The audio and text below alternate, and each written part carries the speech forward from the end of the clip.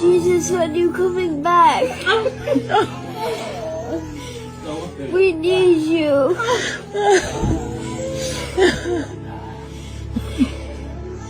I need you. I miss you, Jesus. I miss you. Dad, you're so pretty. Hi, Dad.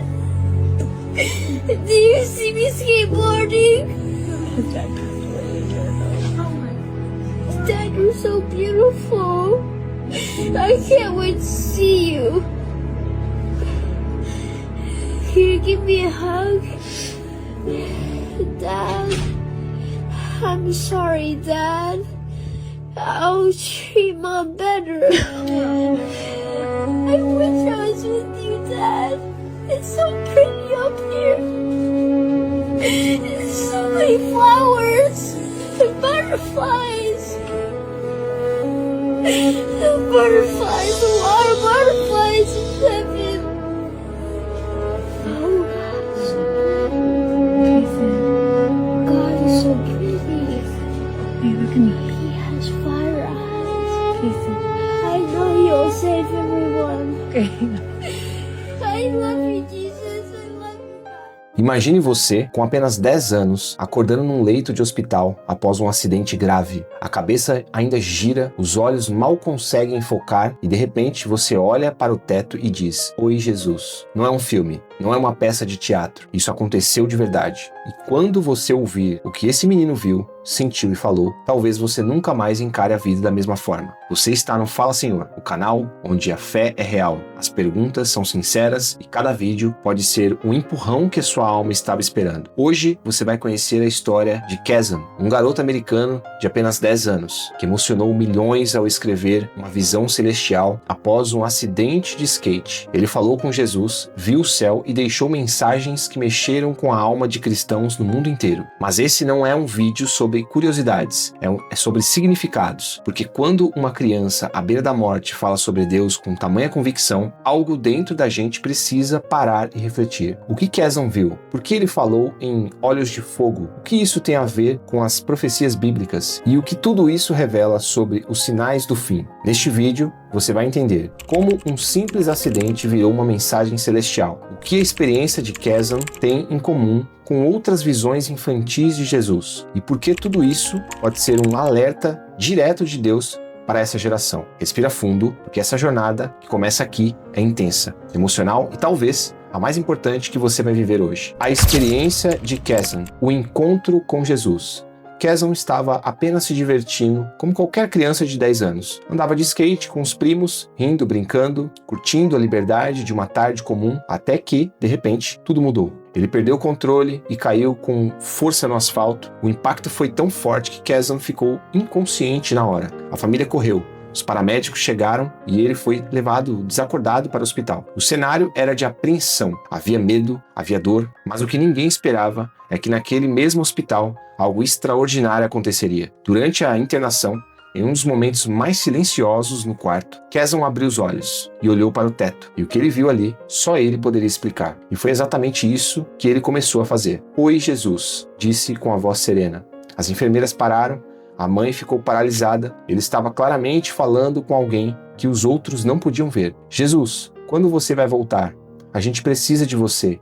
Eu preciso de você. Sinto sua falta. As palavras de Chasm cortaram o ar. Ele não gritava, não parecia assustado. Havia uma paz em seu rosto. Como se estivesse vendo um velho amigo. Como se estivesse em casa. Ele descreveu o céu com borboletas, flores, um jardim de paz. E então falou algo que fez todo o quarto prender a respiração. Jesus tem olhos de fogo. Essa expressão não é só poética, ela é profundamente bíblica. Em Apocalipse 1,14, o apóstolo João descreve Jesus com olhos como chamas de fogo, simbolizando sua santidade, justiça e capacidade de enxergar além das aparências. Teologicamente, esse olhar representa o discernimento divino que vê o íntimo de cada coração e consome tudo o que é impuro. Ou seja, Chasm, sem saber, estava citando um dos aspectos mais intensos da revelação de Cristo. Essa expressão é carregada de significado bíblico. Em Apocalipse 1,14, o apóstolo João descreve Jesus assim: seus olhos eram como chamas de fogo.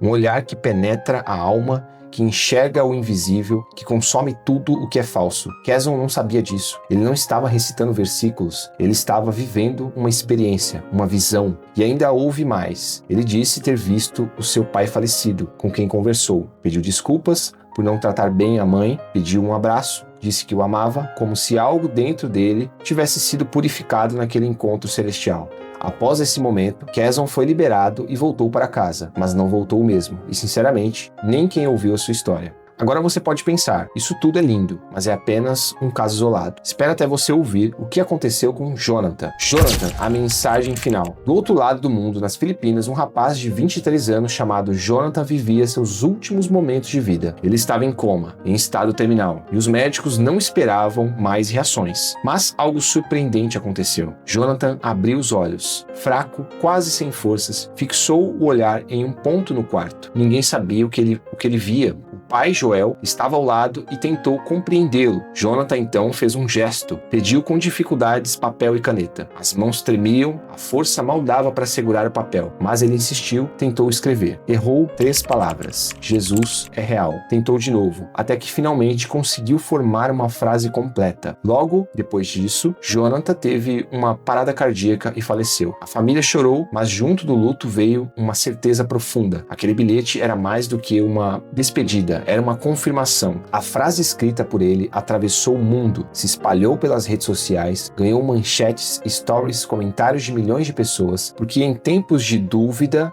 desesperança e frieza espiritual, um simples bilhete foi capaz de reacender a chama da fé. Jesus é real. Nada mais, nada menos. Mas tudo o que a alma precisa saber. E você, o que faria se essa fosse sua última chance de dizer algo ao mundo? 2 sinais e uma mesma verdade. 2 histórias, 2 vidas em extremos opostos do mundo, mas uma mesma declaração atravessando o tempo. O idioma e a cultura. Jesus é real. De um lado, uma criança que volta da inconsciência com olhos brilhando de ternura, falando com Jesus como se estivesse diante dele. Do outro, um jovem adulto que, ao despertar de um coma, não pede comida, nem ajuda, nem sequer fala. Ele escreve uma última frase e parte. Como ignorar isso? Ambos não pediram para passar por aquilo. Ambos estavam entre a vida e a morte. E ambos disseram, cada um ao seu modo, que Jesus estava vivo. Não é coincidência, é sinal. Apocalipse 3:20 diz, eis que estou à porta e bato. Se alguém ouvir a minha voz e abrir a porta, entrarei em sua casa e cearei com ele e ele comigo. Jesus continua batendo, mas hoje talvez ele esteja batendo de forma ainda mais intensa, através de histórias, como a de Quezon e Jonathan. E você, tem ouvido essa batida? Comenta aqui embaixo. Qual dessas 2 histórias mais tocou o seu coração? A do menino que viu o céu ou o jovem que deixou uma mensagem eterna? Nos próximos minutos, vamos entender o que a Bíblia diz sobre visões, mensagens e sinais nos tempos finais. Se você já se emocionou até aqui, prepara o coração, porque o que vem agora pode ser ainda mais profundo. Visões, profecias e os últimos dias. A Bíblia nunca deixou dúvidas de que nos últimos tempos Deus falaria com clareza através de visões e sonhos. Em Atos 2:17, o apóstolo Pedro cita o profeta Joel dizendo, e acontecerá nos últimos dias, diz o Senhor, que derramarei do meu espírito sobre toda a carne. Os vossos filhos e as vossas filhas profetizarão. Os vossos jovens terão visões e os vossos velhos sonharão sonhos. Quezon teve uma visão. Jonathan, ao despertar, deixou uma mensagem que ecoa como profecia. Ambos se encaixam num cenário bíblico que aponta para os tempos finais. E não são os únicos. Histórias como essas vêm se multiplicando ao redor do mundo. Crianças que relatam ter visto Jesus, adultos que têm sonhos com alertas divinos, idosos que dizem ter ouvido o chamado de Deus em sonhos. É como se o céu estivesse em contagem regressiva, como se Deus estivesse levantando vozes improváveis para despertar os adormecidos. E você, tem estado atento? Não espere trombetas